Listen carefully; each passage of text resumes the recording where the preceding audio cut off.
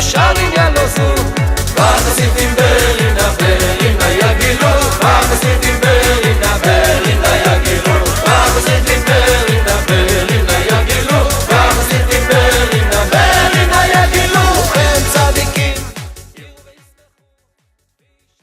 Donc mes amis, c'est pour cela que quand on vit en terre d'Israël, c'est quelque chose de spécial qui est juste à côté du roi. Comme Rabbi Nachman, c'était un des tzadikim, que lui, son influence était pour des... jusqu'à la venue du Mashiach, c'est-à-dire que tout ce qu'il faisait, il conquérisait un chemin pour toutes les générations qui vont venir d'après. C'est pour cela que, dans le ciel, on ne lui a pas laissé de venir en Israël aussi facilement. C'est pour cela que Rabbi Nachman il a compris, si son grand-père n'a pas pu avoir le mérite de venir en Israël, c'est-à-dire le Baal Shem Tov, et tous les plus grands tzadikim encore avant, ils n'ont pas eu le mérite. Est-ce que c'est vraiment une question de mérite? Je ne sais pas si c'est une question de mérite. C'est de conquérir un chemin, c'est pas donné à tout le monde. Il faut pour ça des milliards de choses. C'est pas donnant comme ça. Donc qu'est-ce qui s'est passé? Alors le Rabbi Nachman il a dit, depuis le départ c'est moi-même qui va tout dégager. C'est pour ça qu'il a tout donné, il a jeté sa femme, il a jeté ses enfants, il a tout enlevé et il est parti. Et en plus sa femme ne savait même pas s'il revenait puisqu'il partait en terre là où il y a une guerre. C'était vraiment le balagan complet. Il venait en plein même guerre. Et c'est ce qui s'est passé. Rabbi Nachman le pauvre, il a compris qu'il faut qu'il descend, c'est-à-dire qu'il rabaisse son niveau, qu'il se conduit comme un fou.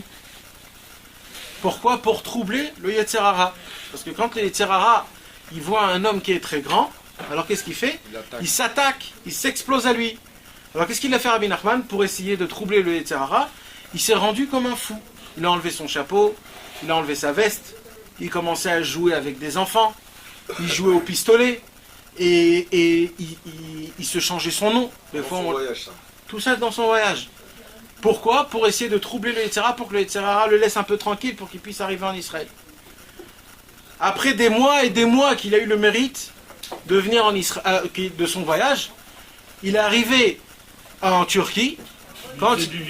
Il a fait du vice. Quand il est arrivé en Turquie, vous savez ce qui s'est passé, mes amis?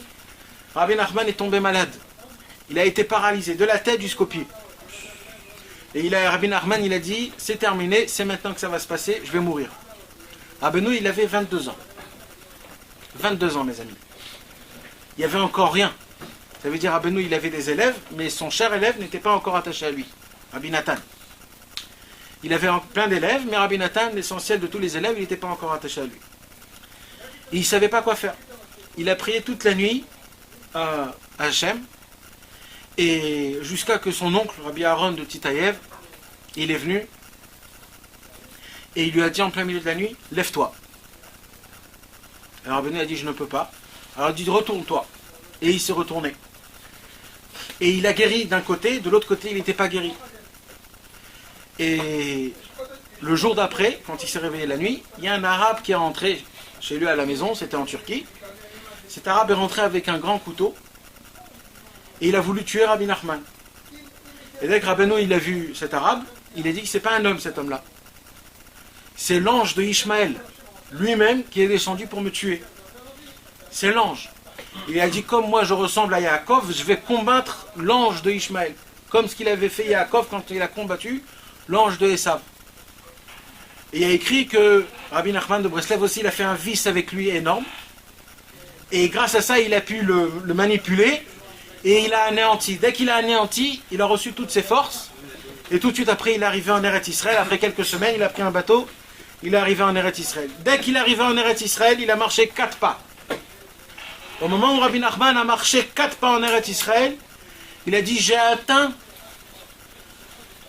un niveau que aucun homme depuis la création du monde a atteint. Je peux retourner en Ukraine. Alors son serviteur qui était à côté de lui, il a dit, Rabbi Nachman, on est en Eretz Israël, viens, on tourne un peu, on voit, allez, on pèlerine un peu. Il a dit, non, moi j'ai atteint, c'est tout, j'ai fait mes 4 pas, j'ai atteint tout ce qu'il fallait atteindre. Alors, comme Rabbeinu, il avait une qualité que jamais il était têtu, c'est-à-dire quand tu le poussais un petit peu, il te disait ok. Alors Rabbi Nachman, il a dit, tu veux qu'on pèlerine? On va pèleriner. Il est resté après Il est resté 4-5 mois, je ne sais pas exactement combien de temps il est resté, mais il est resté après longtemps quoi. Pourquoi je vous raconte tout ça? C'est parce que Rabbi Nachman de Breslev, quand il est venu en Eretz Israël, qu'est-ce qu'il a dit? Il a dit, je suis descendu d'un niveau qui était très très très très très bas pour troubler le Yetzer Hara. Je vais faire comprendre le Yetzer Hara qu'en vérité je suis un homme qui est tout simple. Et il a dit à Rabbi Nachman, je me suis tellement habitué à cette simplicité, je me suis tellement habitué à ces petites bêtises que je faisais avec les enfants, je m'amusais, tout ça, que je me suis habitué à ça. Et maintenant que je suis revenu à mon niveau normal, j'ai encore ces mauvaises habitudes qui sont restées en moi. Ça veut dire, même Rabbi Nachman, il nous dit, il a quelque chose qui est très très grand. Il nous dit que des fois, quand tu t'habitues à quelque chose, même si c'est bête, c'est une habitude que quand tu reviens à toi-même, même ces petites habitudes qui sont complètement nazes, ils restent avec toi. Pourquoi je vous dis tout ça? C'est parce que quand les Grecs, là on va revenir à notre Mishnah dans les Pirkei Avot, quand les Grecs, ils sont venus, ils nous ont appris toutes les philosophies, ils nous ont appris tout ce qu'ils nous ont appris, et que nous, au fur et à mesure, on est devenu ce qu'on est devenu, après on a fait tchouva, et qu'on s'est rapproché de Dieu, etc., etc., On garde les mauvaises habitudes. on a gardé toutes nos mauvaises habitudes, c'est-à-dire on est devenu meilleur, on a commencé à accomplir la Torah, mais on a gardé nos mauvaises habitudes. Et ces mauvaises habitudes-là, c'était quelque chose qui faisait beaucoup de mal à la Torah. C'est pour ça que, comment il s'appelle? Yehuda ben Tabai, Yehuda le fils de Tabai, qu'est-ce qu'il dit dans la Mishnah? Il dit comme ça: quand deux personnes viennent vers toi pour être jugées, regarde-les quand ils rentrent comme des coupables, et quand ils ressortent de ton jugement, regarde-les comme des innocents. Ça veut dire quoi? Il faut comprendre qu'à l'époque d'avant, qu'est-ce qui se passait à l'époque d'avant? Avant ça, il faut que je vous dise quelque chose d'autre. Pour revenir à la Torah 59, quand un homme il rapproche des gens vers Dieu, vers la Torah, le mal de ces personnes vient chez cet homme-là. Je vais dire encore un autre exemple. Quand un homme il va travailler, ramener de la parnassa chez lui à la maison, ça ressemble un petit peu comme un rave qui ramène des personnes à Dieu. Pourquoi? Parce que c'est une personne qui va chercher de l'argent pour lui. Donc l'argent est en dehors, et lui il va faire que l'argent il vienne chez lui.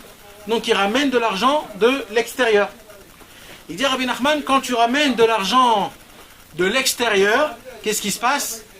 L'argent ne vient pas neutre. L'argent, elle vient avec tout le mal qui est extérieur. Et quand cette personne, à la fin du mois, il gagne son argent, c'est pas juste son argent qu'il est venu chez lui à la maison, c'est aussi le mal qui était dans ce monti. C'est-à-dire l'argent, il vient avec le mal. Et qu'est-ce qui fait ce mal-là? Ce mal-là, il entraîne des problèmes d'argent dans la boîte. C'est-à-dire un jour, il y a quelqu'un qui va venir, il va dire à son boss ou à son employé: tu t'es mal conduit, il s'est passé comme ça, il s'est passé un tel. Et le mec il va dire mais non, et tout ça, etc. Et il va avoir un problème. Et quand il va avoir un problème, en fait c'est à cause de quoi? C'est parce que ce mal, en fait c'est pas eux les problèmes, c'est pas les personnes les problèmes. C'est l'argent qui a amené ce problème avec lui. Et c'est ce problème-là qui a entraîné qu'il y a une petite dispute. Ou alors que cet argent, elle n'est pas bien, qu'il doit payer des choses que normalement il ne doit pas payer. Ça va dans des maladies, ça va dans des choses qui ne sont pas bien. Que normalement, ce n'était pas cette même chose que l'argent devait faire. Et ça, c'est à cause de quoi? C'est parce que l'argent, elle vient de l'extérieur. Et l'extérieur, c'est quoi? C'est ce monti. C'est quoi ce monti? C'est la vérité et le mensonge qui est complètement mélangé. Et nous, on n'a pas la possibilité de faire ce tri que quand on se conduit comme il faut. Donc vous avez compris un petit peu ce que je vous ai expliqué au sujet que toute notre vie, en vérité, c'est un travail de tri. Maintenant, le problème, c'est que ce tri, des fois, il fait mal. Parce que le mal, quand tu veux le trier du bien, tu es mis à sec. C'est-à-dire, tu es avec le mal. Donc le mal, il est obligé de t'attraper, de te toucher, de te faire du mal. Et ça arrive tout le temps. Maintenant, il faut que vous sachiez quelque chose. D'où on apprend ça? On apprend ça du Beth Amikdash. Vous savez, toute la terre d'Israël ressemble au corps humain. Dans toute la terre d'Israël, il y a l'endroit le plus saint, c'est Yerushalayim. Et l'endroit le plus saint de Yerushalayim, c'est le Beth Amikdash. Et nous dit Rabbeinu, tout le corps d'un homme, c'est la terre d'Israël. L'endroit le plus saint du corps de l'homme, c'est le cerveau. Et le Beth Amikdash, c'est quoi? C'est le cœur. Le Beth Amikdash, c'est le cœur. Il dit Rabbi Nachman, quand il y avait avant le Beth Amikdash, vous savez, dans le Beth Amikdash, si vous étudiez un petit peu, il y avait là-bas des tonnes et des tonnes de viande. Parce que qu'est-ce qu'on faisait dans le Beth Amikdash? On faisait les sacrifices. Maintenant, qu'est-ce qu'il fallait faire? Il fallait faire 2 sacrifices tous les jours. Maintenant, à part les sacrifices tous les jours, il y avait des gens, chacun, qui devait apporter ses sacrifices à lui. Quelqu'un qui l'a fait un éder, une femme qui a accouché, une femme qui s'est trempée au mikvé, des gens qui voulaient donner des dons comme ça. Donc en vérité, le Beth Amikdash, depuis le matin, vers 6h30 du matin, depuis le Netz, jusqu'à le soir, jusqu'à que le soleil se couchait, il faisait des sacrifices, non-stop. Non-stop, il y avait des sacrifices de bêtes. C'est-à-dire, imaginez-vous, de sacrifier une bête, ça prend à peu près une demi-heure. D'accord? De 6h30 du matin jusqu'à 7h du soir, il y a à peu près 12 heures. C'est-à-dire, il y avait plus de 24 bêtes tous les jours qu'on sacrifiait. Maintenant, on ne sacrifiait pas toute la bête. Il y avait des parties qu'il fallait manger, il y avait des parties qu'il fallait brûler, il y avait des parties on les jetait, pas tout, on sacrifiait. Donc tout le temps, il y avait une masse de viande en dehors du Beth Amikdash. Une masse de viande. Et la Torah nous raconte qu'il y avait un miracle qui était tempérament, c'est que jamais il y avait des vers de terre, jamais il y avait des mouches, et jamais ça puait. Jamais. Même que ça pouvait rester. Il y avait une seule chose, c'est que les chiens venaient les manger. Pourquoi les chiens? Parce qu'il y a écrit que quand on est sorti, quand Kadosh Baruch Hu, il a amené la 10e plaie, non, c'est eux, ils n'ont pas aboyé. Les chiens n'ont pas aboyé. Ouais. Il y a écrit que dans tout l'Égypte, on a entendu les mamans qui ont crié parce que leurs premiers-nés sont morts. Des chiens aussi? Non, des hommes. Alors, on apprend de ça, la Torah nous dit, on a entendu le cri des mamans de tous les Égyptiennes, comme quoi leurs enfants, ils sont morts. De là, on apprend que c'est que les mamans qu'on a entendues, et même les chiens se sont tus. Parce qu'il fallait qu'on entende les cris des Égyptiennes. Pour reconnaître la grandeur de Dieu, que c'était dans toutes les maisons qu'il y avait un mort. Donc les chiens se sont tués. Ils se sont tus pour qu'on puisse entendre ça. Alors Akadosh Baruch Hu, il a dit, vous êtes... Hein? Pourquoi ils mangent la viande? Alors Akadosh Baruch Hu leur a dit, comme vous vous êtes tus, moi je vais vous donner un cadeau. C'est quoi le cadeau?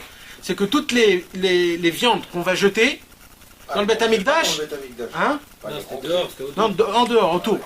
C'est que toutes les viandes que nous on jette et qu'on ne faisait pas le sacrifice, c'était les chiens qui venaient pour manger ça. En récompense qu'ils se sont tus quand il y a eu la 10e née. Et pourquoi il n'y avait pas d'autres animaux aussi? Parce que c'était comme ça, c'était comme ça. Alors, au blanc.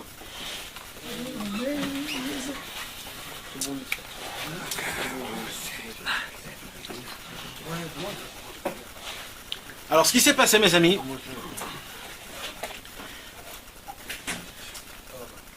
il y avait les autres animaux, ils étaient jaloux des chiens. Il y avait des petits loups, il y avait des petits, je ne sais pas comment ça s'appelle, mais il y avait plein de sortes d'animaux aussi qui étaient jaloux des chiens. Et il y a écrit qu'il y avait toujours des bagarres avec les chiens, à côté du Beth Amikdash, parce qu'il se passait ces choses-là, que c'était que les chiens qui mangeaient leur viande. De là apprend Rabbi Nachman de Breslev, par rapport aux Zohar, par rapport à choses, que toujours à côté de la sainteté, il y a des mauvaises choses. Toujours. Toujours. C'est comme les mouches qui viennent là où il y a des excréments. Quand il y a une sainteté qui est énorme, il y aura toujours des petites bêtes qui vont venir s'accrocher à cette chose-là. C'est comme ça. À chaque fois qu'il y a du bien, il y a du mal entour pour essayer de piquer, de sucer de la sainteté de cet endroit-là. Il dit Rabbi Nachman, autour du cœur de l'homme, il y a toujours du mal. Comme le cœur est comparé au Beth Amikdash, il y a toujours du mal. De quel mal on parle? On parle du mal parce que le cœur, c'est un travail de ramener. Qu'est-ce qui fait le cœur? Il pompe tout le sang de tout le corps, le sang qui n'est pas bien comme il faut, et quand il passe à lui, il le refait comme il faut, il le rectifie comme il faut. Il dit Rabbi Nachman, c'est comme on vient d'expliquer, mes amis. C'est comme on vient d'expliquer, quand un homme il rapproche quelqu'un, son mal il vient chez nous. Quand un homme il travaille pour ramener de l'argent de l'extérieur, le mal que l'argent il vient avec du mal, le mal extérieur. Et à cause de ça, on a des problèmes. Et c'est la raison pour laquelle... On va voir quelqu'un à l'hôpital aussi, ça lui enlève sa maladie. Exact, exact. C'est un travers que j'aime. Et c'est pour cela, mes amis, il dit à Rabbi Nachman, qu'est-ce qu'on fait? Comment ça se peut? Un homme, il fait quelque chose de tellement important, c'est-à-dire de ramener des juifs, et leur mal, il vient vers nous. Et quand une personne, elle veut travailler, alors obligatoirement, cet argent, il vient avec du mal. Le mal aussi, on le prend avec nous, alors que quoi? Comment ça se passe? C'est surtout un très grand rat qui reçoit des gens toute la journée. Alors Ah, toute le la pauvre. journée, il reçoit le problème de... Et, Tout le mal de tout le Ouais, monde. mais c'est trop, c'est... Oui, mais ils ont les capacités pour... Ouais, mais c'est trop. alors voilà, Rabbeinu, il dit qu'est-ce qu'il faut faire. Alors voilà. Qu'est-ce qu'il dit Rabbi Nachman? Toujours Rabbeinu, sa spécialité, c'est de décrire le mal et de donner la solution. C'est quoi la solution? La solution, il dit Rabbi Nachman, c'est de créer en nous une ferveur. De créer en nous, d'essayer de luminer notre âme. Notre âme, c'est une flamme de feu. Notre âme, c'est une flamme de feu, mes amis. Des fois, le feu, il est tout petit. Presque, il va s'éteindre. Et des fois, quand on le met à 10, 15, ça devient une flamme de feu énorme. Il dit Rabbi Nachman, ce feu, il brûle tout le mal qu'on prend des autres. Quand on rapproche quelqu'un, ou alors quand on veut ramener de l'argent, ça brûle. Et c'est quoi ce feu-là? C'est quoi? Dit Rabbi Nachman, un homme, il a l'obligation de parler avec Hachem, de faire Hitbodedut. Maintenant, dans Hitbodedut, il y a plusieurs choses. Là, on va parler d'une autre catégorie qu'on n'a pas parlé, ça fait longtemps. Nous, on a parlé de Hitbodedut, c'est-à-dire de s'isoler, de parler avec Hachem, d'une façon de créer une conversation avec Dieu. C'est ça le Hitbodedut qu'on a parlé jusqu'aujourd'hui. C'est d'essayer de rendre notre papa un ami. D'essayer, parce que vous savez, mes amis, Akadosh Baruch Hu, aujourd'hui, dans cette génération-là, la seule chose qu'il cherche, c'est des amis. Ça y est, Akadosh Baruch Hu, ce qu'il a besoin, c'est des amis. Et c'est qui les amis de Dieu? C'est ceux qui parlent avec lui. Ceux qui parlent avec Dieu, c'est les amis de Dieu. Et Dieu, il attend, il veut voir ses amis. C'est un papa qui prend le niveau d'un ami. Hein? Exact. Je parle avec tout le monde tous les jours, avec lui je parle pas, mais c'est pas possible. Exact. Exact. Même pas 10 minutes, même 5 Tu l'as minutes. colpé. Celui-là, c'est colpé. C'est celui-là, colpé. Non, c'est celui-là, entre les... Écoute, j'avais eu et toi. Donc qu'est-ce qu'il fait à Kadosh Baruch Hu? Il attend que ses amis lui parlent. Parce que vous savez que quand un papa, il arrive à être et un papa et un ami, c'est le plus sympa qui puisse exister. Quand son père, c'est et son père et son ami. C'est kiffant. Tu peux lui dire tout, tu peux rigoler avec lui, tu peux sortir avec lui, tu peux lui faire tout, tu fais tout avec lui. Akadosh Baruch Hu, aujourd'hui, il attend qu'on puisse avoir une conversation, un lien, pas juste parent, pas juste par papa, d'avoir un lien amical. Maintenant, comment ça se On passe? peut lui dire à mon ami? Mon ami.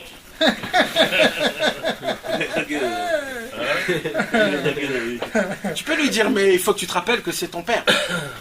Il faut que tu te rappelles que c'est ton roi. Mets dans ton cœur que c'est ton ami. Tu te rappelles pas Shloumina, mon ami? Hein? Mon ami.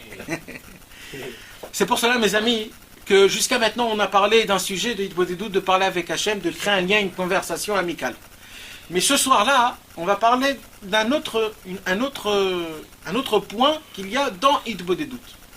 C'est quoi l'autre point qu'il y a dans Hitbodedut? Il dit Rabbi Nachman, c'est le jugement.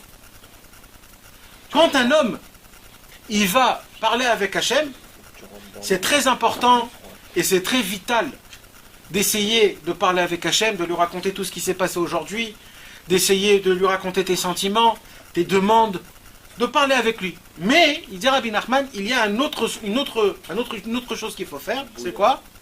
C'est de se juger. Un homme, il a l'obligation, mes amis, d'essayer de voir dans la journée ce qui s'est passé, d'essayer de voir qu'est-ce qu'il a fait de bien ou de mal, et de juger l'action. Est-ce que ce qu'il a fait était bien, ou est-ce qu'il a fait ce n'était pas bien? Et c'est pas juste un petit jugement.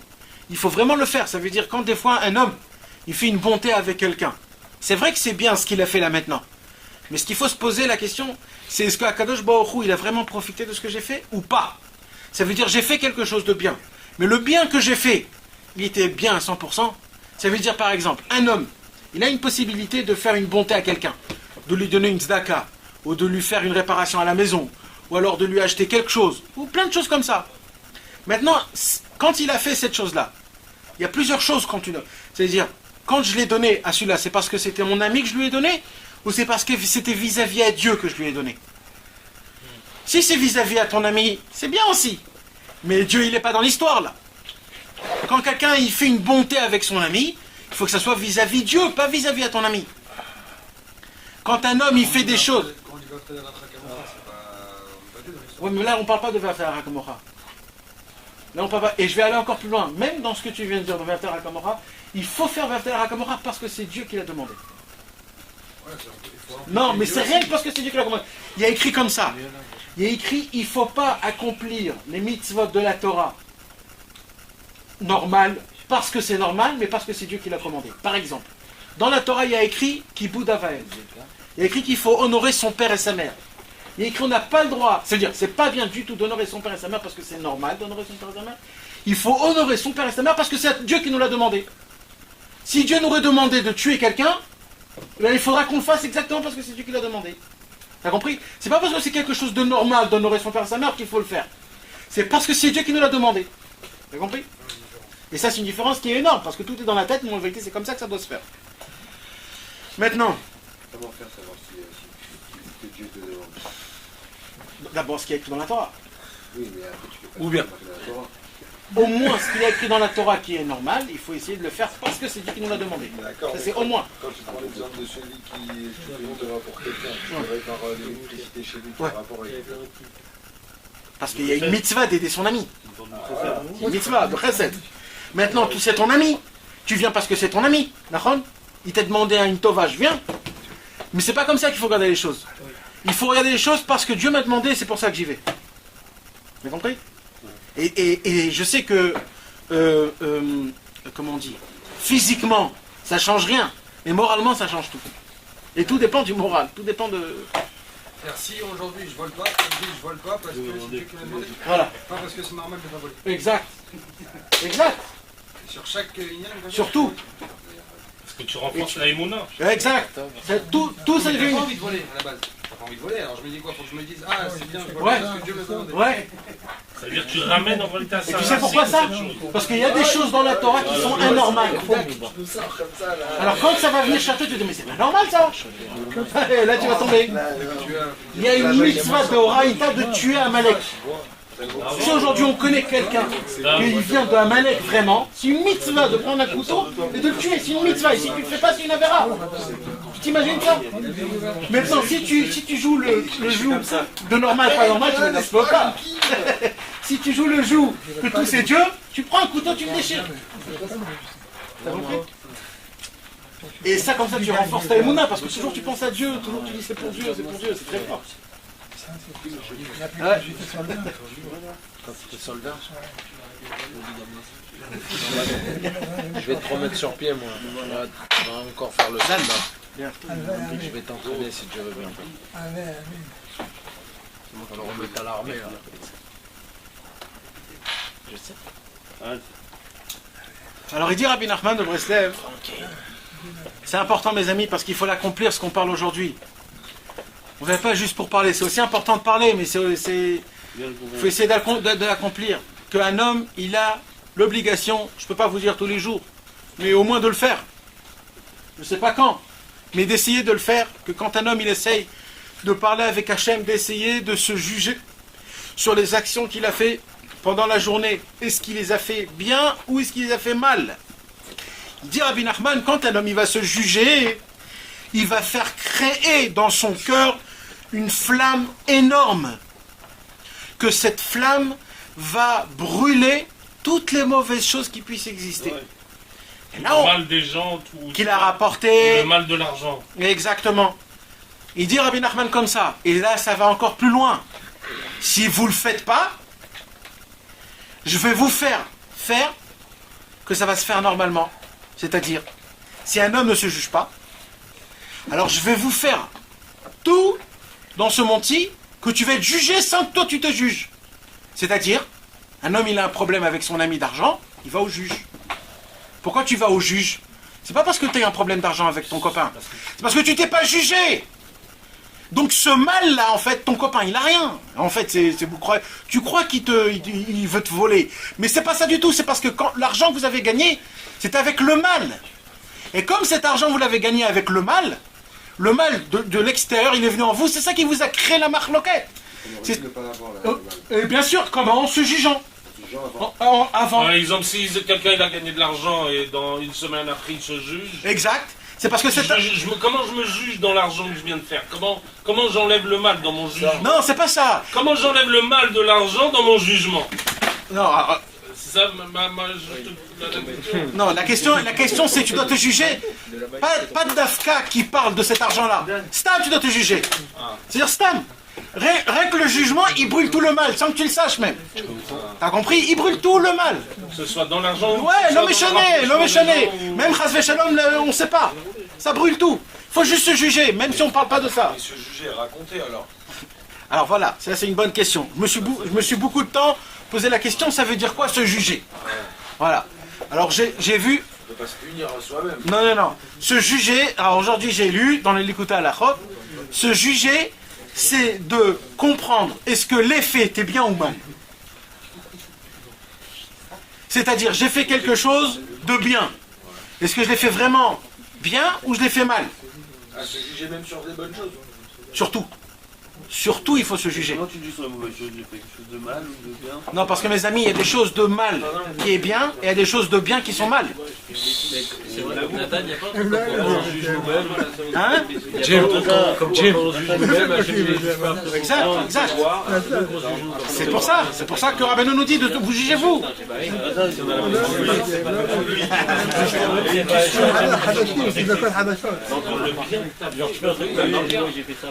Est-ce que tu fais le bien? Mal c'est bien. Exactement. C'est bien, c'est Quoi ce rêve? Le bien. Mal c'est bien. C'est bien, c'est mal. Comment on fait sur l'autocritique? C'est dur, parce que tu dois trouver des choses qui sont moins bien. C'est pour ça qu'il faut faire une enquête. Voilà, c'est ça. Même en vérité, c'est parce que on place tout trop vite. En vérité, on met pas d'attention à rien, nulle part. On fait pas attention du tout à ce qu'on fait, même un petit instant. On fait des choses sans penser, sans voir, sans rien du tout. Avec Ça, mais bien sûr, impulsif. mais la majorité des gens, on fait même pas attention à ce qu'on fait. Tu te rappelles ce que tu as fait ce matin? Et après-demain et avant-hier? On sait pas. Des choses impulsives. On fait sans penser, sans rien. Ce qu'il faut faire, c'est de mettre le point sur... Oh, rappelez-vous, mais attends, mais qu'est-ce qui vous arrive? Mais quoi, vous ne vous rappelez pas ce qui s'est passé ce matin? Et hier et avant-hier, mais oh! Un jour, on a posé la question à Rabbi Nachman de Breslev, quel âge tu as? Tu sais ce qu'il a dit, Rabbi Nachman? Il a dit les années, les mois, les jours et les heures.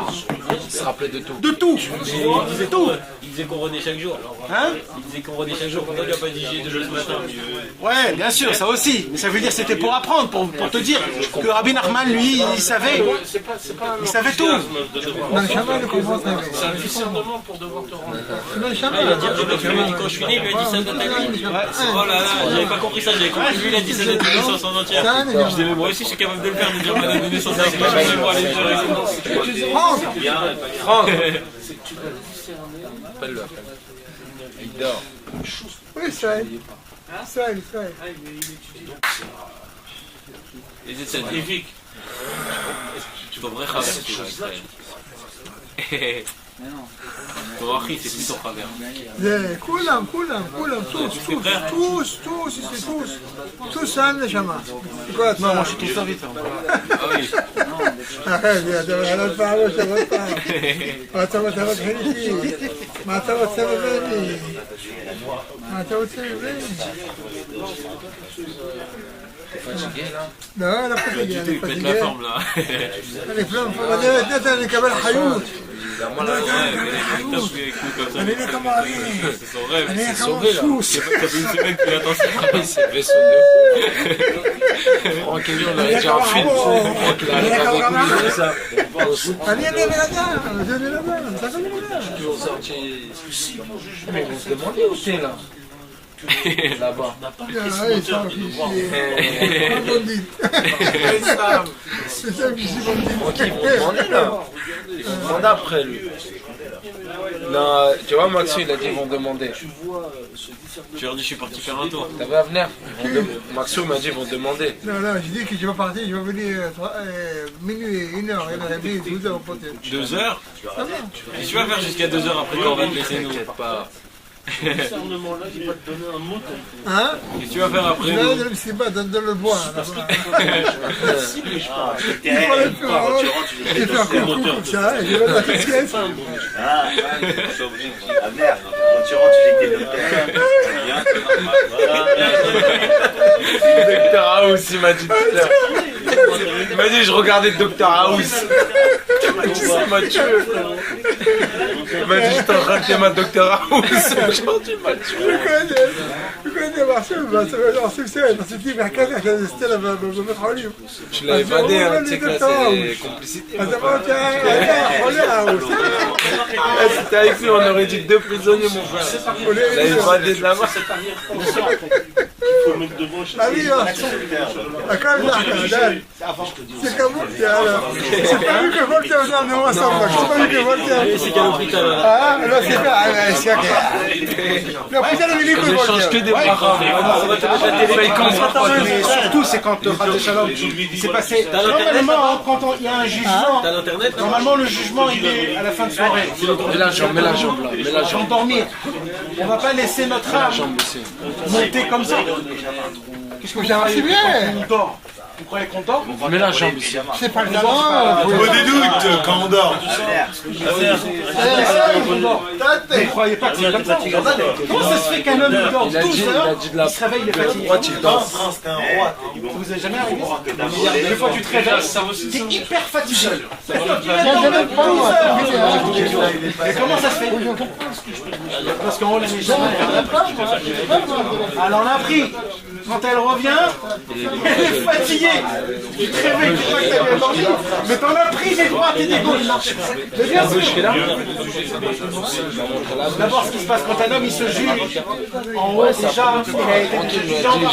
Quand tu es jugé en bas, t'es pas jugé en haut. Donc déjà l'histoire, la moitié de l'histoire est déjà finie. Donc quand tu arrives en haut, c'est ce qui se passe, c'est comme Formule 1. T'as déjà vu Formule 1 quand ils font un tour? Il mange. Ça arrive, il y a 15 mecs qui démontent les roues, ils démontent les trucs. Donc dès que tu n'es jamais à le montant, tout de suite il y a les docteurs qui piquent tous les endroits, elle remet les endroits. Elle est déjà prête, il n'y a pas besoin de faire le mishpat. Le jugement est déjà fait par toi avant de former. Non, c'est pas finir. Alors voilà, c'est pour ça, mais là on a trop. Viens là. On s'est dispersé là. S'il vous plaît. Mes amis, venez, c'est dommage qu'on part un peu. Il faut un petit peu se concentrer pour qu'on puisse rester dans le Hénian qu'on a parlé, mes amis. Alors ce que j'ai dit, Dan il avait posé une bonne question. C'est quoi se juger? C'est Dan. Alors c'est quoi se juger? C'est pas de se punir, Hazve Shalom. Parce que nous on ne peut pas se punir. De se juger, c'est de juger l'acte. Est-ce que cet acte que j'ai fait aujourd'hui était bien ou était mal? C'est bien mal, est-ce que ça fait plaisir à Dieu ou pas, ou est-ce que c'était vraiment bien et vraiment mal? Ça dépend de l'acte. Des fois il y a des actions, comme par exemple je me suis réveillé ce matin. D'accord? Je me suis réveillé ce matin. Est-ce que ce matin je me suis réveillé comme un juif ou comme un goy? Ah, je suis Parce que les vaches et les chevals aussi se réveillent le matin. Alors t'es pareil qu'eux ou t'es un juif? La question c'est ce matin je me suis levé, je vais faire la tefila. Attends, comment tu t'es réveillé? Juste comment tu t'es réveillé? Déjà Franck qui vient là. Il y a une façon de se réveiller, juif. Comment?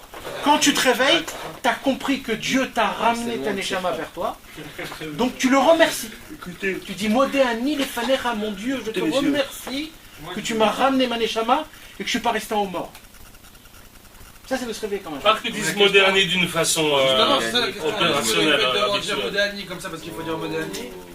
Écoute, si tu le dis, c'est bien. C'est mieux que rien. Mais plaisir à Hachem, c'est de comprendre ce qui s'est passé quand tu t'es réveillé ce matin. Combien de gens ne se sont... Vous savez, il y a un mail aujourd'hui qu'on vous envoie.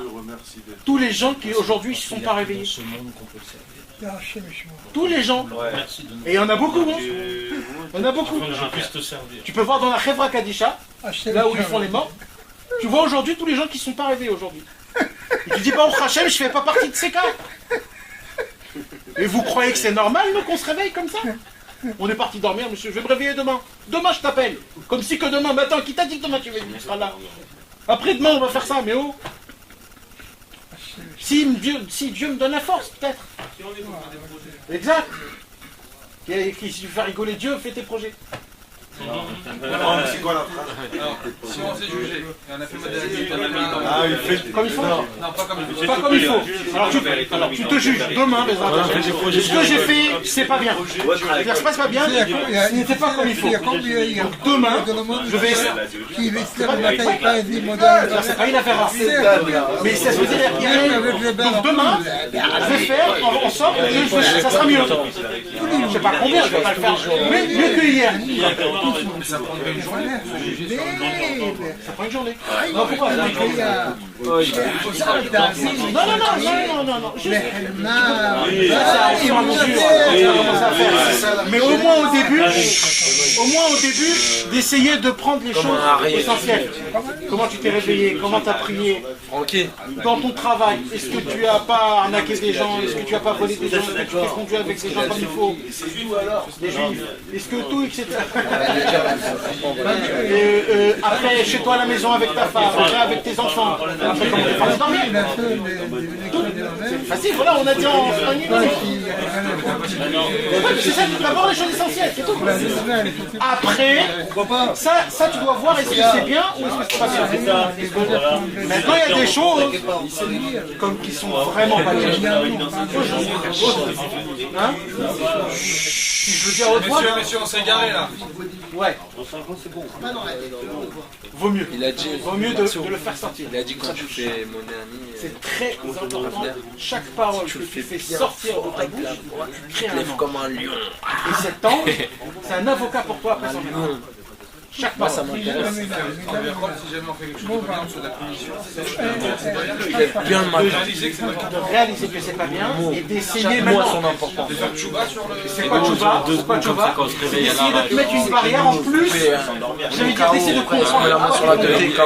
parce que il y avait une barrière que tu as flanchée. Alors mets-toi une autre barrière pour pas flancher cette barrière. Vas-y, messieurs.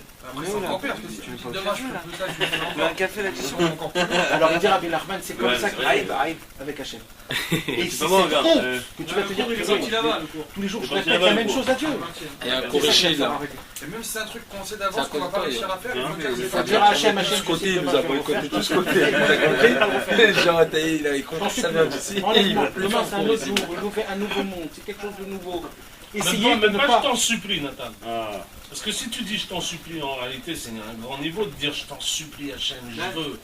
Mais là, c'est. J'implose ta miséricorde. Ça veut dire même pas, c'est comment je peux vouloir d'être parfait sur cette chose-là. C'est ça le mishpat. Comment je peux vouloir d'être parfait, ça veut dire ça. Comment je fais pour vraiment vouloir être un homme parfait dans cette situation-là? Ah, genre qu'ils m'apprennent à savoir comment être un homme parfait. Non, comment vraiment tu peux vouloir être un mec déjà parfait. Ouais, mais là t'as rien changé l'histoire. Si. En te posant la question comment je peux prétendre moi, aussi petit que je suis, comment je peux prétendre être parfait pour ça, t'as pas avancé dans l'histoire. Répète. Si je fais ce que tu me dis, j'ai pas fait de pas vers lui.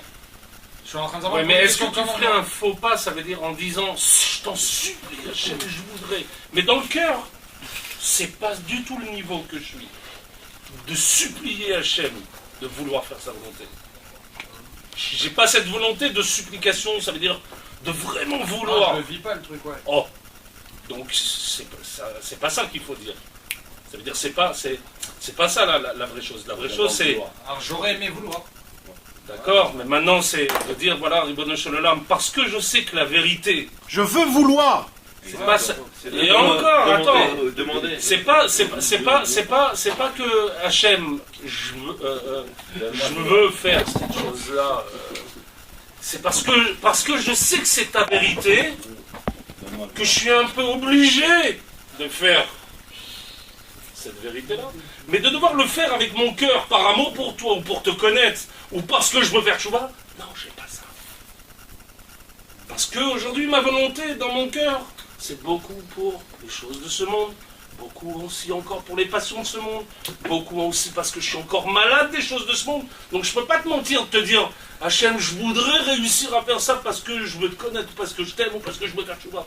Non, peut-être 5% ou 1% dans mon cœur, ça se promène cette chose-là, c'est vrai. Mais 97%, c'est uniquement parce que j'ai des intérêts personnels que je veux réussir. Parce que soit je veux faire de l'argent, ou soit je veux des autres choses. Mais 3% peut-être que oui, j'ai envie de faire un petit peu ta volonté, uniquement parce que je sais que c'est toi le patron du monde. Mais par ma volonté personnelle, de mon cœur à moi, j'en ai pas beaucoup de volonté de vouloir faire ta volonté. Ouais, là t'as fait une analyse, mais en quoi t'as avancé? C'est pas une analyse, Razvé Shalom. C'est une vraie vérité de non, c'est une qu'est-ce que tu vis dans c'est ton niveau, c'est notre niveau aujourd'hui. T'es libre et tu fais ça. Ouais, Sinon, regarde, si ce serait le contraire, 97% qu'on a envie de faire la volonté d'Hachem, tu serais 97% de temps dans ta journée en train de blablabla. non, mais c'est le fait de réaliser que j'ai que 3% de volonté, etc., 97% non. En quoi j'ai avancé? En quoi De savoir cette chose-là, de connaître ton endroit. Au niveau. Avant, je connaissais pas mon endroit, je croyais que j'avais 50-50.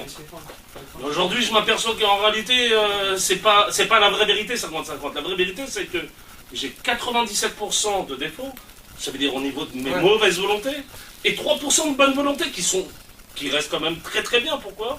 Parce que ces 3%, ils sont vrais. Ils sont même par intérêt, ça aussi. On va dire qu'ils sont vraiment vrais, parce que quand même, on a avancé, il y a des choses qui se sont passées. Quand tu mets des filines, c'est pourquoi? Parce que par habitude, parce que tu as peur cacher les filines, c'est pourquoi? Tu me poses la question à moi, par exemple? Voilà, à tout le monde, c'est pareil. Parfois je les mets, je les jette. Ça veut dire je les mets. Voilà, Ça dépend des fois. Par habitude. Ça dépend. Pas par Des fois, tu fais la prière, tu mets tes filines, tu fais rapidement le schéma et tu les poses. Non, il te dit pas de mettre les filines, vraiment. Il te dit, sache comment tu les mets ce jour-là.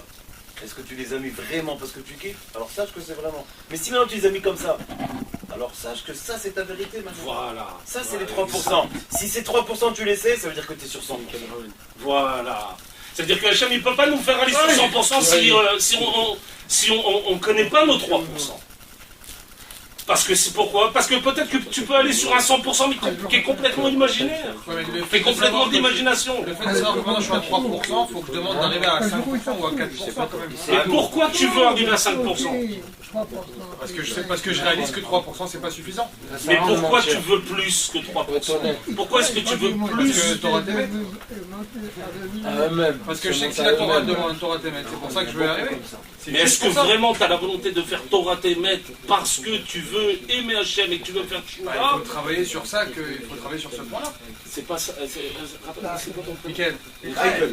Nickel. Le truc c'est que Bevadaï qu'on va arriver à 100%. Mais il y a un fondement qui est très important. Il y a pour construire un immeuble, il faut que les fondations elles soient parfaites. D'accord? Maintenant, est-ce que c'est vraiment vrai que vraiment je veux faire Torah Temet parce qu'à l'intérieur je casse des choses. Et t'as une réalité. Tu comprends? Bien sûr, oui, c'est Torah Temet, Hachem, t'es le maître du monde, Vadaï, il y a Kol Tov. J'arrive pas à saisir comment que le fait de réaliser, de comprendre où je suis maintenant, le stade dans lequel je suis actuellement, en quoi ça me fait avancer? C'est au numéro, on va dire, au rez-de-chaussée. Moi je vais te dire en quoi ça va te faire. Je vais te dire. C'est comme si maintenant tu prends, tu es un boxeur, d'accord? Et tu viens de rentrer il y a quelques mois, d'accord? Et tu es sûr et certain que toi maintenant ta force est comme Tyson. et tu montes sur le ring avec Tyson. Après 2 secondes, t'es par terre. Le lendemain, tu te réveilles, tu dis moi je vais me battre contre Tyson. Maintenant, Hachem il te dit mais ta vérité c'est pas Tyson. Tu veux arriver à Tyson, c'est normal. Mais ta vérité maintenant c'est 3%. Va commencer avec ceux qui sont à 3%. Si tu sais que tu as 3%, peut-être que demain ou après-demain tu vas arriver directement à Tyson. Mais si tu sais pas que tu as 3% et tu vis dans un shaker que tu as 97%, alors les 3 de la vérité. C'est un faux immeuble. T'as monté un faux immeuble. T'as compris. C'est-à-dire que tu mets tes têtes parce que tu as envie de remplir ton ventre. Et tu fais ta là parce que tu veux savoir que tu es un tchadien. Et si tu jeûnes Erev Rosh Chodesh, disons, parce que tu veux dire ah ouais, moi j'ai jeûné comme Rabbi Nachman. Mais Hachem, il t'a pas demandé ça.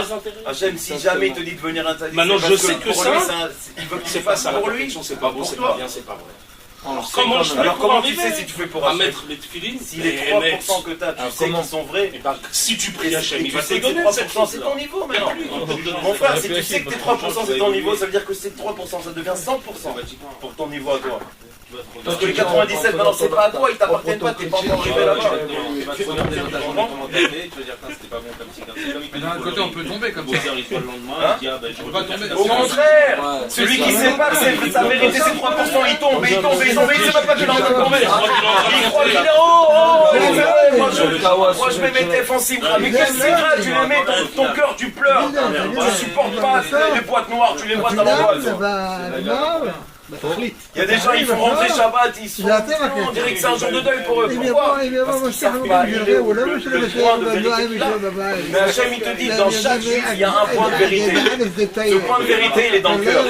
Si tu n'es pas vrai, le point, il ne peut pas être avec le cœur. Il se sépare. Il dit Rabbeinu, quand tu parles des diboré émettre devant Hachem, et tu vas te juger, et tu vas dire la vérité, tu vas dire Hachem, écoute, j'arrive pas à Shabbat, je kiffe pas, j'ai pas envie. Ah, t'arrives pas, alors je vais te donner une lumière. Et cette lumière, elle va te montrer qu'est-ce que tu es capable d'après ton niveau.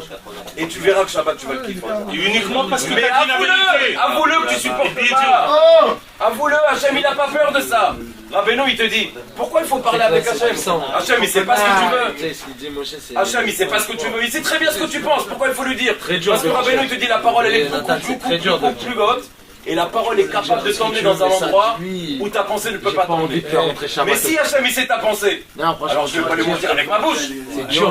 Si Hachem il sait que je ne veux pas devenir un tzaddik, maintenant je ne supporte pas de mettre les tefilines, qu'est-ce que tu vas lui dire? Dis-lui, Hachem, je ne supporte pas de mettre les tefilines, mais tu nous as dit de les mettre, alors aide-moi à les mettre. Mais ça va pas m'entraîner à me les mettre justement? Au contraire, c'est en te mentant à toi-même qu'à un moment, même si tu continues à les mettre, stam, ça sert à quoi? Ça sert à quoi, mon frère? Mais si le soir, tu connais, porte pas mettre les filles, écoute, un jour il y a un mitnaged, il est venu chez le Maguid du Mezrich et il lui a dit donne-moi un pérouche sur il y a une Mishnah une explication sur le passou qui est l'odomé mea ve'echad le mea pam belimut ne ressent pas 101 fois que 100.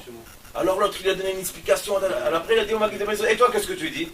Il a dit ne ressemble pas l'étude quand tu sais qu'il y en a un, et si tu en as fait 1 ou 100 ou 1000, mais tu sais que c'est pour le 1, qu'un mec il a étudié 100 pour son ventre à lui. C'est l'automé, il a dit. Ça ne ressemble pas. C'est quoi la différence? C'est que lui il sait qu'il y a Hachem. Si je mets mes tefilines, c'est Hachem qui m'a mis de les mettre. Mais je les mets pourquoi?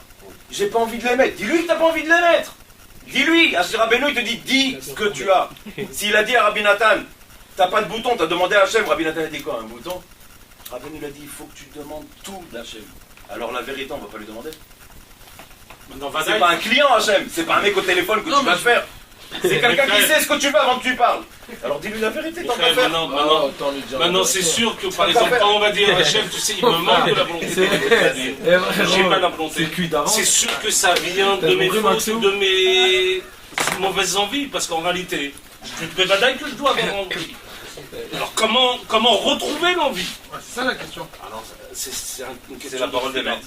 C'est une question de Le lendemain matin, tu vas te réveiller, puis tu vas. Non, mais c'est pas un ordinateur, mon frère, la vie. Tous les jours, peut-être un jour lui. Si. Ça peut être, tu sais, c'est quand ça va être. C'est un travail. Tu sais, c'est quand ça va être le lendemain. Et pas dans 100 ans.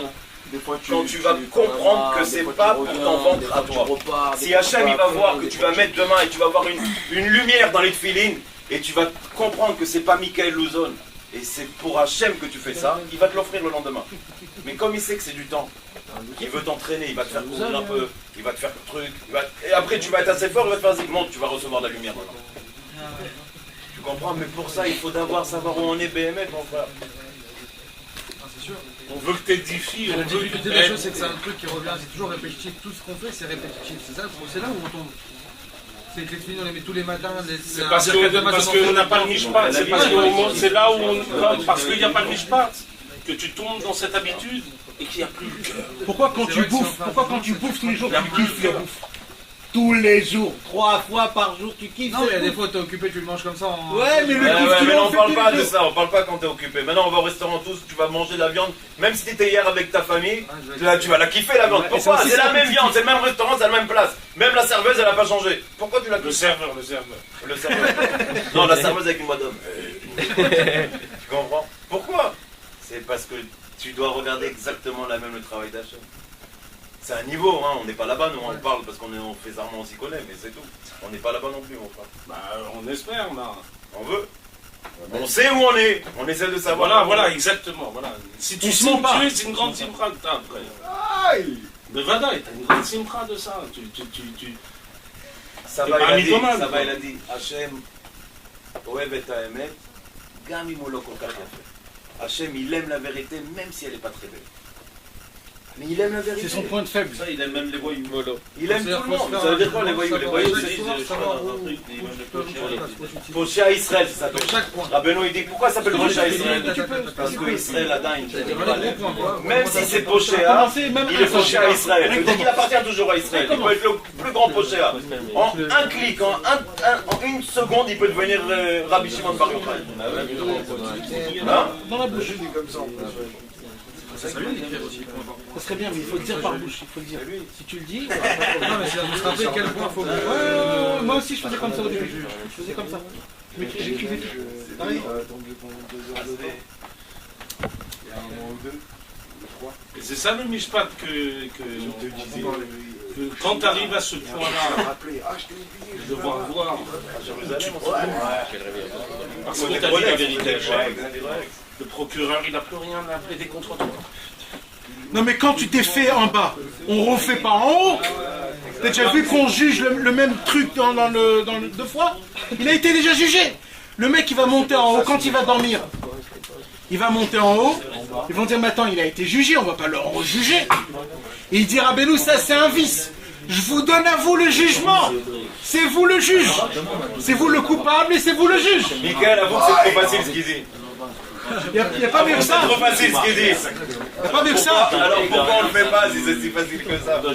Rabbeinu te dit si tu te juges, maintenant t'as pas mis tes tefs, d'accord? Tu vas arriver avant de dormir, tu vas dire mais bon Shalom, aujourd'hui il n'a pas mis mes tefs. C'est très. Maintenant ils vont arriver au juge, ils vont Michael Ouzan il a pas mis. Non, ça c'est déjà jugé. C'est déjà jugé, c'est pas possible. Alors tu vas me dire mais c'est trop facile. Alors Rabbeinu c'est trop facile, fais-le. C'est tout ce que je te demande. Il faut le remettre. Ouais, c'est certain. Non mais là parce que ça c'est les exemples que je donnais c'est pour les tefilines, c'est un exemple d'accord, mais si par exemple aujourd'hui moi j'aime bien regarder les films, j'aime bien regarder la télé et je sais que ça est sourd concrètement. Le fait de te juger, tu sais que c'est pas bien, mais tu sais très bien que t'aimes ça, que tu vas recommencer quoi qu'il arrive. Ça c'est l'écoute à t'aimer.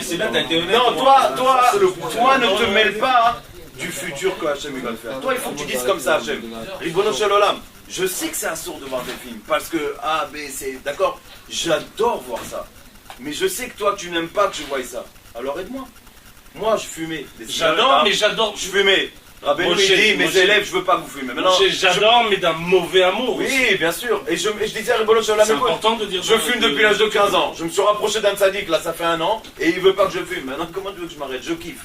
J'adore fumer, je suis avec mes potes, je fume. J'ai tellement de choses à arrêter, maintenant aussi ça. Alors, si vraiment vous voulez m'aider, enlevez-moi-le. Au moins, enlevez-moi l'envie. Et un jour, il est venu me l'enlever. Ça a pris 6 ans, ça m'a pris un jour. 6 ans, tous les jours, je demandais à Hachem, s'il te plaît, aide-moi, parce que moi je kiffe. Aide-moi. Donc, maintenant, il n'a pas menti, il n'a pas dit Hachem, enlève-le-moi parce que j'ai envie d'arrêter. Donc d'abord, j'ai pas envie d'arrêter, j'aime ça, je veux rester dedans. Dans mes films. Même les films. Il peut pas, Ça fait peur, pas parce plus que des fois je me dis, attends, si je demande ça à Hachem, peut-être qu'il va vraiment m'enlever l'envie de voir des films, c'est relou. C'est ça le truc. Ça, c'est être vrai. Alors ne demande pas, il vaut mieux pas, tu comprends? Si t'as peur, ne demande pas. Mais sache que c'est la vérité qu'il faut demander. Dis à Hachem, je veux vouloir. Je veux vouloir. Bah, La volonté. Ça va m'écœurer. Bah, t'es Ça m'écœurer. Je veux vouloir. Battle. C'est puissant.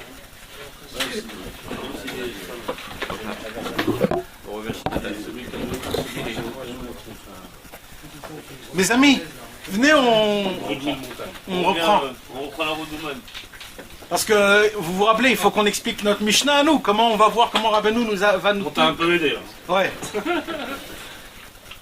Alors je répète. Malheureusement, comme nos choses à nous viennent de l'extérieur, et l'extérieur il pue, et l'extérieur il est rempli de mauvaises choses, comme quelqu'un ne dort pas dehors parce qu'on ne dort pas dehors, parce qu'il y a des chitsoni, donc on ne peut pas dormir dehors. On veut dormir chez nous à la maison, on veut avoir un toit, on veut avoir une maison, on veut avoir deux. Alors Mais pareil. pourquoi tu veux avoir un toit? Est-ce que vraiment? Alors, qu'est-ce qui se passe malheureusement quand quelqu'un ramène des gens de l'extérieur pour Hachem, ou alors quand quelqu'un ramène de l'argent de l'extérieur pour lui-même, c'est obligé que ça vient avec du mal.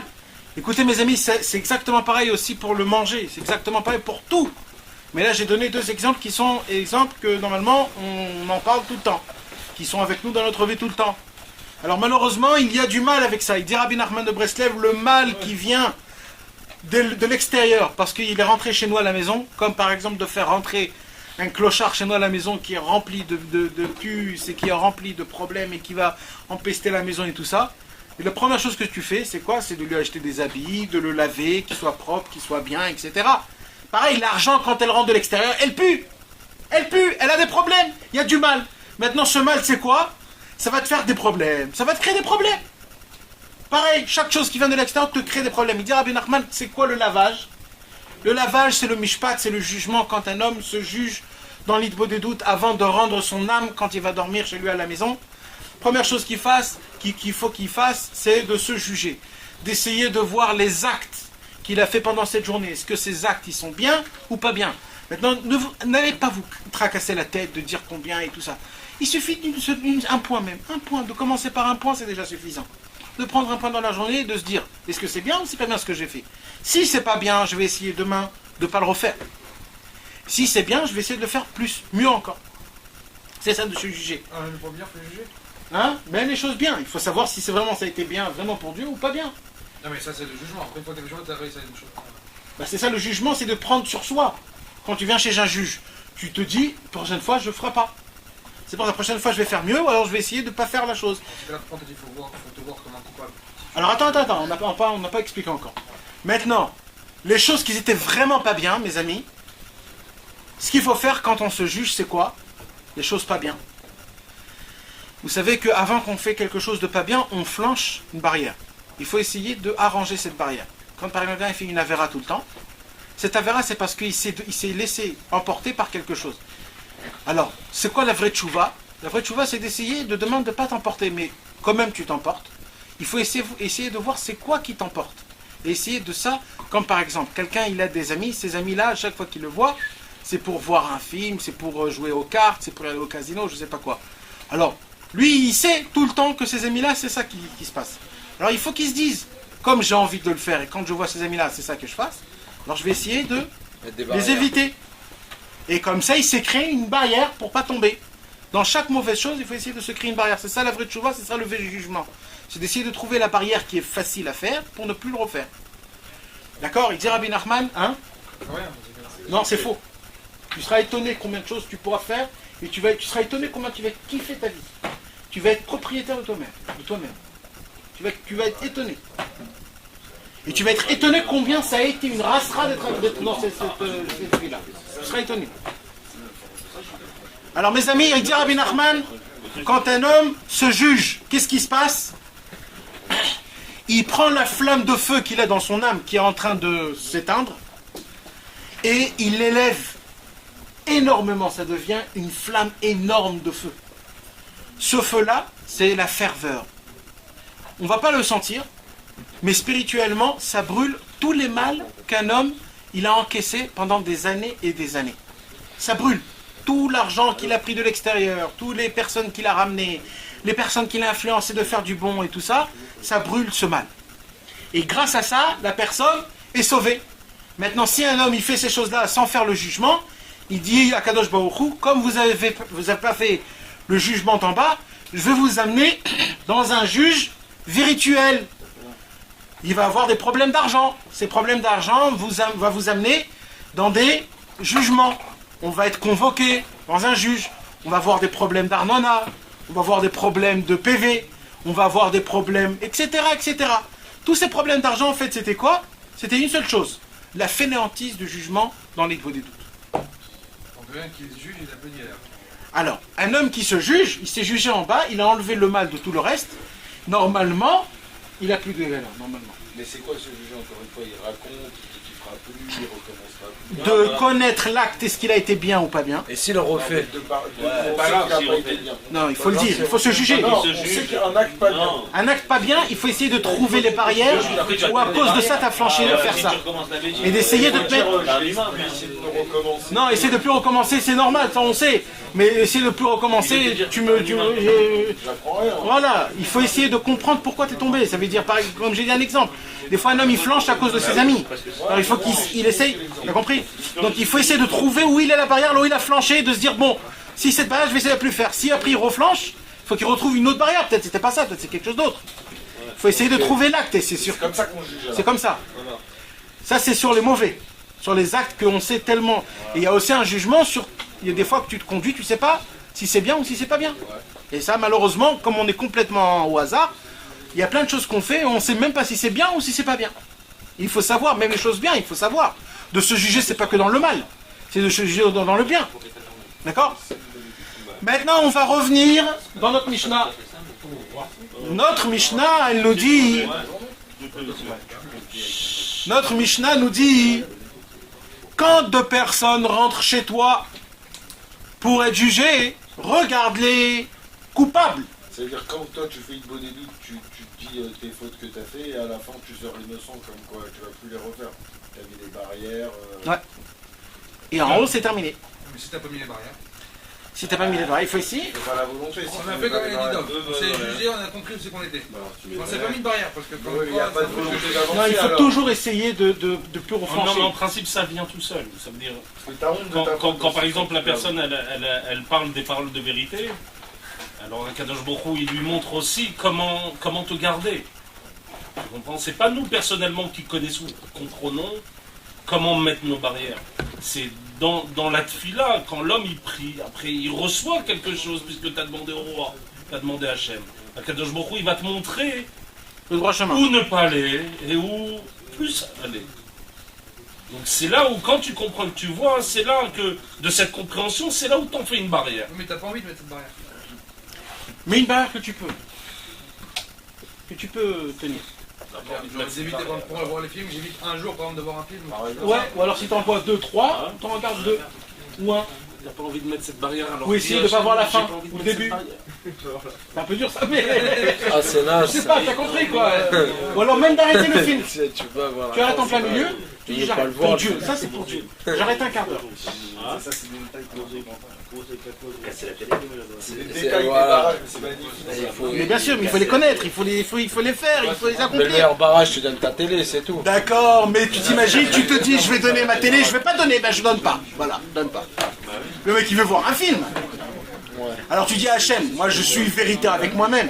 Je veux voir un film, si demain je donne ma télé, le lendemain je vais m'acheter un plasma 50 pouces. C'est ça.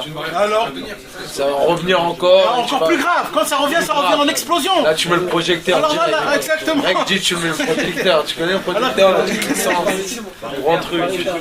Alors qu'est-ce que tu fais? Tu dis à Hachem, voilà, je regarde un film, j'arrête en plein milieu du film, en plein milieu du truc, un quart d'heure pour Dieu. C'est une preuve là. Ah voilà, un quart d'heure pour Dieu, je l'arrête. Et tu vas prendre un livre, tu vas faire un truc comme ça, après tu regardes ton livre. Tu sais ce que tu fais dans le ciel? Mais ce quart d'heure, le ciel s'ouvre pour toi. Dieu il a dit celui-là, il arrête en plein milieu, moi je vais arrêter mon monde pour lui. Alors mes amis, maintenant on va reprendre notre Mishnah. Qu'est-ce qu'on a lu dans la Mishnah? On a lu dans la Mishnah, quand deux personnes viennent être jugées devant toi, tu dois le regarder coupable. Et quand ils ressortent, ils doivent ressortir innocents. Il vient Rabbeinu, il nous dit comme ça. La raison pour laquelle une personne vient dans un jugement, c'est pourquoi? C'est parce qu'il ne s'est pas jugé. Donc c'est normal qu'ils sont coupables, eux deux. Pourquoi ils sont coupables? Parce que la raison qu'ils sont venus dans un jugement, c'est parce qu'ils n'ont pas fait le mishpat. Ils n'ont pas fait le jugement dans l'Hitbo des doutes. Donc eux deux, ils sont coupables. Mais maintenant, quand ils sortent du jugement, le jugement a été fait, donc eux deux, ils sont innocents. C'est ça qu'il dit. Et c'est ça le secret que Yehuda ben Taba, il a dit. Yehuda ben Taba, il dit, mes amis, l'essentiel de tout dans le monde, c'est d'essayer de se juger soi-même pour pas avoir après des effets qui sont nazes. C'est quoi les effets qui sont nazes? T'as dit les amendes de voiture là tout à l'heure, ça m'a choqué. Là. Mais tout, mais tout. J'ai des bêtes d'amendes. Mais de tout. Yehuda ben Taba, il dit comme ça. Si malheureusement, vous savez mes amis, ce que je suis en train de vous dire là, c'est vraiment, je sais pas, c'est un grand secret. Mais c'est pas que c'est un grand secret, mais c'est tellement de la bêtise, on est tellement des bêtes, on est tellement des nazes. Mais tu t'imagines, imaginez-vous quelqu'un est convoqué de $1 million. Voilà, la Massach Nassa il est venu, et vas-y, $1 million. Maintenant le jugement il dit écoute, Qui doit lui? que lui il doit. Et il est mort, toute sa vie il est mort, c'est terminé. Maintenant le juge en plein jugement, qu'est-ce qu'il vient, qu'est-ce qu'il dit? Il dit je vais te faire deux choses.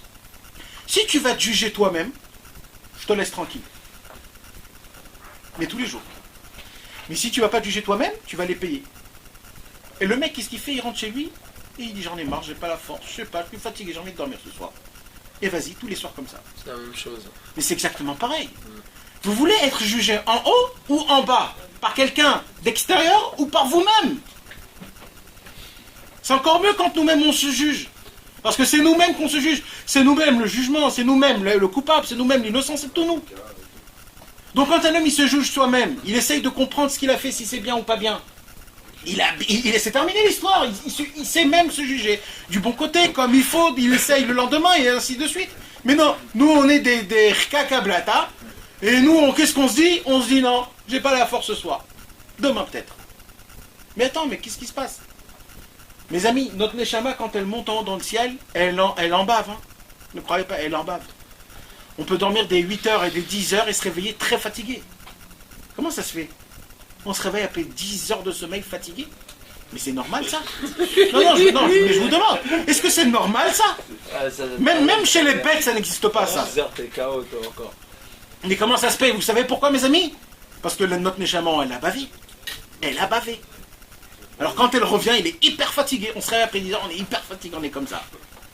Pourquoi? Parce qu'elle a bavé en haut. Et pourquoi elle a bavé? Parce qu'on n'a rien fait ici, ici. On ne s'est pas jugé, on n'a rien fait. On n'a pas rendu notre Neshama propre comme hier. Et avant-hier. Et ainsi de suite. Vous savez à quoi ça ressemble? Aujourd'hui, quelqu'un il m'a fait montrer quelque chose. Et ça m'a choqué. Vous connaissez la conversation de deux jumeaux? Hein? La conversation de deux jumeaux. Des goïms, ils ont pris ça sur les juifs. Il y a deux jumeaux qui étaient dans le ventre d'une maman. D'accord? Un jumeau, il dit au deuxième, mais tu sais, ici, il faut qu'il fait le plus de temps, parce qu'après, il n'y a rien. Il n'y a rien après. Alors l'autre jumeau, il dit, mais quoi, il n'y a rien après? Après, on sort dans le monde, on va commencer à vivre. Il dit, mais de quoi tu parles? Notre vie, c'est ici, c'est dans le ventre de notre mère, ici, dans ce ventre. Il dit, mais t'es fou, quoi. Moi, on m'a dit qu'on peut manger avec notre bouche, qu'on peut voir avec nos yeux. Il dit, mais tu es fou, mais on mange avec le cordon vital. Après, c'est terminé, on est ici à peine 9 mois, après, c'est terminé, il n'y a plus rien.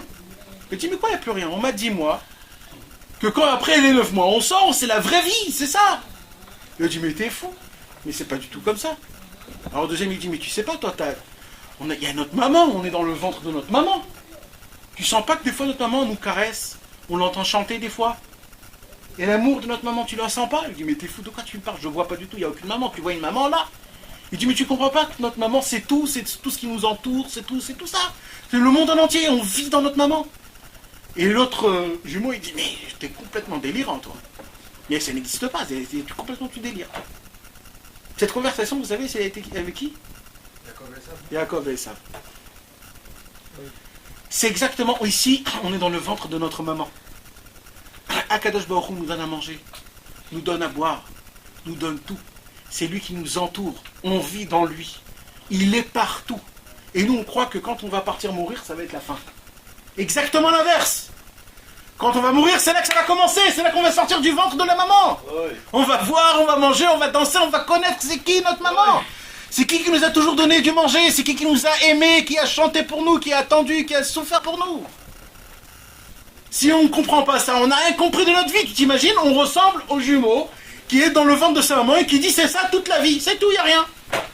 Peinard, le mec il fout rien. Il reçoit par le condom vital tout ce qu'il a de manger, tout ça. Et il se dit qu'il n'y a rien par ça. Pourquoi? Parce qu'il ne voit pas sa maman. Aujourd'hui, il y a des gens qui disent ouais, je ne vois pas Dieu. Mais attends, mais de quoi vous parlez? Et des fois, il reçoit des petits coups, il dit mais c'est quoi ce truc-là? Je reçois des coups et tout. Non, je dois être peinard. Mais tu comprends pas que quand tu reçois un coup, c'est sa maman qui a reçu le coup. C'est Dieu qui a reçu le coup et toi, tu as reçu juste un tout petit effet. Qu'est-ce que vous croyez que quand vous souffrez, c'est vous qui souffrez? La plus grande souffrance qu'il a reçue, c'est Dieu d'abord qui reçoit la souffrance. Et toi, tu reçois un tout petit truc. Dieu, c'est un bouclier. Dieu, quand quelqu'un il reçoit un coup dans la vie, Dieu, il se met devant pour pas que le coup te fasse exploser. Nous, on reçoit 1% du vrai coup qu'il fallait. 1%. Et qu'est-ce qu'on dit après? Il n'y a pas de maman, il n'y a rien. Et dans 9 mois, on crève. Mais attends, mais qui vous êtes? Mais toi, reste dedans, crève, vraiment. Toi, tu vas crever, vas-y, crève. On va laisser le deuxième sortir. Le deuxième, il a apprécié. Le deuxième, il a attendu. Le deuxième, il y croit. Alors, le deuxième, il va descendre. Un homme qui ne croit pas à ce qui se passe après, qu'est-ce que tu veux qu'on fasse avec cet homme-là? Il n'y a rien à faire. C'est pour cela, mes amis, il faut se réveiller. Il faut se juger. Ça se passe ça tous les jours. Quand on va aller dormir là dans quelques heures, notre Neshama va monter. Elle va raconter tout ce qui s'est passé. Sinon, on ne fait pas ce qu'il faut faire avant de dormir. On va se réveiller fatigué. Et on va passer une vie fatiguée. Et à 20 ans, à 25 ans, à 30 ans, à 40 ans, on va dire comment ça va. Il va dire je suis fatigué, je ne sais pas ce que j'ai. Fatigué. Ouais. Et mais qu'est-ce que t'as? T'as 20 ans, mais de quoi tu parles? Ouais, elle est quoi? Mais de quoi elle raccorde? Mais de quoi? T'as quoi? T'as 70 ans, t'as fait la Shoah, qu'est-ce que t'as fait pour être fatigué comme ça? T'as couru un parcours? Qu'est-ce que t'as fait? Est-ce que le jugement, ça correspond à l'idée des doutes ou c'est deux choses différentes? Alors c'est ce que j'ai dit. C'est un stade dans l'idée des doutes. C'est pas l'idée des doutes normal. On est au top. 4 heures alors. Je te promets que non. Je te promets que tout le jugement, c'est pas plus qu'une minute. Quand tu prends sur une seule chose. Le jugement il commence par une seule chose. Un homme peut terminer son niveau des doutes, comme il a dit Rabbeinu, 1 heure. Ça prend 1 heure. Tout ce que tu connais des doutes, ça prend 1 heure. Alors c'est pour ça, commence par un petit truc. Commence toujours petit à petit. Un tout petit. Mes amis, si vous voulez pas qu'on ait des galères, Hasbe Shalom, et des problèmes et des convocations, il faut essayer de se juger soi-même. Et je vous bénis, vous tous, qu'on puisse, Bezrat Hashem, avoir beaucoup à dire dans notre Igbo des doutes. Parce que chaque parole qu'on sort dans l'Igbo des doutes, c'est un ange qu'on crée, un avocat pour nous après 120 ans. Est-ce que vous voulez un avocat ou des milliers d'avocats? Des milliers. Alors parlez le plus que vous pouvez. Chaque parole que vous sortez d'Igbo des doutes, vous créez un ange. Et qu'on puisse se juger comme il faut. Et que Dieu nous met dans son chemin. Amen. Et qu'on puisse être toujours joyeux et en bonne santé. Amen. Et de faire tout ce qu'on a besoin de faire avec nos femmes et nos enfants. Amen. Dans la santé, Bezrat Hashem. Amen.